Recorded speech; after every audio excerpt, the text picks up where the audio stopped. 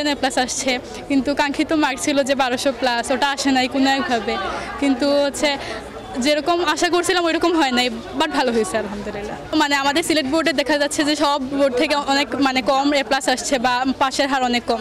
সেই দিক থেকে মনে হয়েছে যে ফার্স্টে 5000-এর মধ্যে আসতে পারবো কিনা রেজাল্টে, সেটাই ভয় ছিল। পরে যখন দেখছি যে 5000-এর মধ্যে আসছে এবং মার্কও মোটামুটি ভালো আসছে, তখন তো ভালো লাগছে। শান্তি পাইতেছি যে মা বাবাকে প্রাউড ফিল করাইতে পারছি। এতদিনের একটা জার্নি, আমার স্কুলের সব টিচাররা পাশে ছিলেন, পরীক্ষার হলেও ভালো পরিবেশ ছিল, সবাই মিলে ভালো পরীক্ষা দিছি।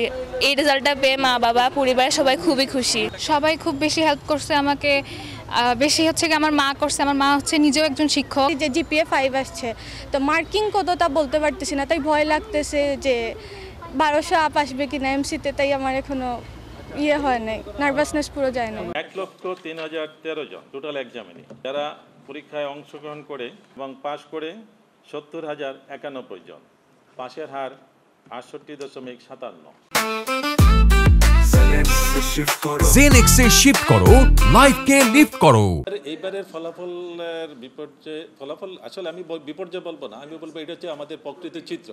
এটা হচ্ছে আমাদের প্রকৃত চিত্র, যেখানে আমরা নকলমুক্ত পরিবেশে এবং আমাদের প্রত্যেকটা পরীক্ষা রুমে আমরা পরীক্ষার হলে আমরা চেষ্টা করেছি আমাদের বোর্ড থেকে ভিজিলেন্স টিম দেওয়ার জন্য, এবং ভিজিলেন্স টিম প্রতিটা সেন্টারে প্রায় প্রতিটা জেলায় প্রতিদিনই ওনারা ভিজিট করেছেন, এবং সাথে সাথে আমরা বিভিন্ন কলেজ স্কুল থেকে আবার ভিজিলেন্স টিমও দিয়েছি।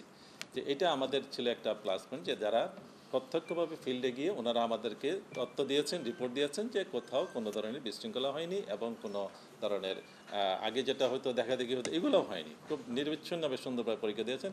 এখানে প্রশাসনের দায়িত্ব ছিল অনেক, ওনারাও চেষ্টা করেছেন যে পরীক্ষার পরিবেশটা যাতে সুন্দর থাকে, অর্থাৎ প্রকৃত চিত্রটা আমরা উঠিয়ে নিয়ে আসতে চাই। তো এই জায়গায় একটু সমস্যা ছিল, সেটা হচ্ছে ওই যে জুলাই আগস্টের একটা ঘটনা ছিল, যেখানে ক্লাসের কিছু হ্যাম্পার ছিল, ছাত্র শিক্ষার্থীদের মধ্যে একটা অন্য ধরনের অস্থিরতা ভাব ছিল, এইগুলো একটা কারণ ছিল।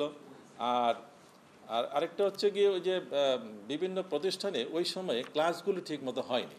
আমি বলবো যে শিক্ষার্থীরা পর্যাপ্ত পরিমাণ ক্লাস পায়নি, এগুলো একটা কারণ হতে পারে। তাদের মধ্যে অস্থিরতার ভাবটা ছিল এবং একটা প্রতিকূল পরিবেশের মধ্যে তারা পরীক্ষাটা দিয়েছে, আমি সেটাই বলবো।